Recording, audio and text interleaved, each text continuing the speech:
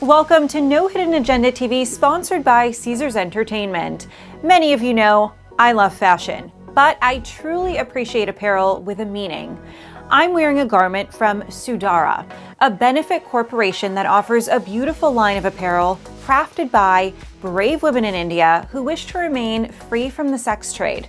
Joining me now is founder and CEO of Sudara, Shannon Keith. Shannon, I know Caesars Entertainment currently partners with you on initiatives, so tell us more about Sudara and the impact it has on ending human trafficking in India. We are a hybrid organization, meaning we have two sides, a nonprofit and a for-profit side, all with the singular mission of helping women and kids out of sex trafficking through skills training and job opportunities so that they just have options to have agency over their own body and lives, so that if they choose not to do sex work, that they have other viable economic opportunities for themselves and their children. And we do that through basically focused in India. India, just by sheer numbers, they surpassed China in terms of population this year.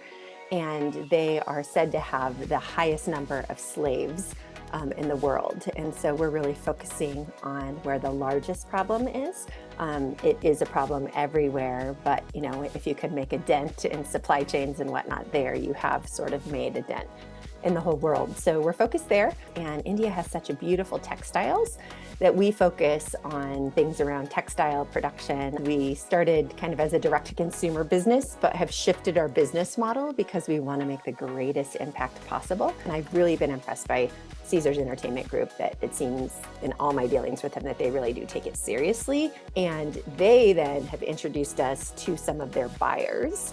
Because for Sudara on the business side, that's really where the rubber meets the road, right? It's like helping them understand, not just them, but anyone who is one of our clients, that you're already buying stuff, whatever that stuff looks like. You could be buying t-shirts for your team. You could be buying stuff for your gift shops. You could be buying, there's millions of dollars in transactions that goes into buying stuff. And let's just make sure whatever stuff we're buying has as clean of a supply chain as possible. I think it's about bringing thoughtfulness and consciousness back to our decisions and our budgets. And that's what my big, inspiration or ask would be for meeting planners and those that have budgets, is that you can do so much good with the budgets that are under your control. They're not your personal dollars. No one's asking you to write a check and sacrifice. All we're saying is that be thoughtful about how you spend those budgets, because they can actually hurt people and the planet, or they could help. There's really no neutral ground. That's what people need to understand. Just because we don't see the harm that's being done, it's happening in the global south and where stuff is being made and how it's being shipped here, and then how it's being distributed, and then how it's being received. And so we can really help make that process much more human, much more enjoyable for the meeting planner themselves. They'll feel good about how those budgets are spent, that they're helping women. Their companies will get a lot of good credit that they are working in procurement in a way that is positive, both environmentally and socially. And then more importantly, the people who are receiving the gifts will have such a better impression about this meeting, about this gift, about the thoughtfulness and intention in which it was delivered. And that will set that meeting or meeting planner apart from all the other past experiences that they've had, which I can guarantee are usually not as positive. You can learn more about Sudara by heading over to sudara.org.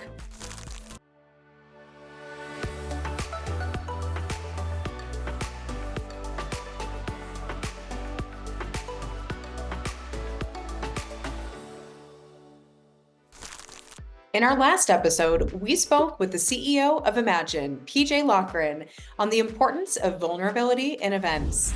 He joins us again this time to discuss creative culinary experiences in events.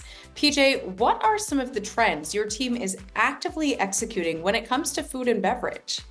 A lot of the culinary experiences that we create are about tapping into the best of a destination and really giving our guests the most authentic or most kind of real experience around food. A good example of one thing that we've done many times is we do a culinary excursion in Mexico City, and we give these executives, oftentimes they're CEOs, to people who are used to the finest dining and the nicest hotels, when we bring them out to these areas, and they get to enjoy some of the best tacos that they've ever had, that I've ever had, frankly.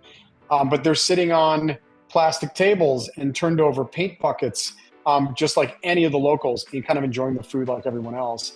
Those experiences where there's a deep authenticity to the culinary experience that they're having tend to be the most memorable. Another thing that we oftentimes like to do is tap into existing trends or existing kind of cultural touch points. For example, many of us have seen The Bear on Hulu. They're going into their third season now. We did an event in Chicago for Adweek where they brought their marketing vanguard, and we recreated a lot of the Chicago food touch points that were featured in season 2, episode 3 of the show, in a sort of a tasting menu all in one night. A lot of my background is in the entertainment industry. We very much like to kind of bring entertainment experiences or talent experiences together with culinary experiences to create something really memorable and really special.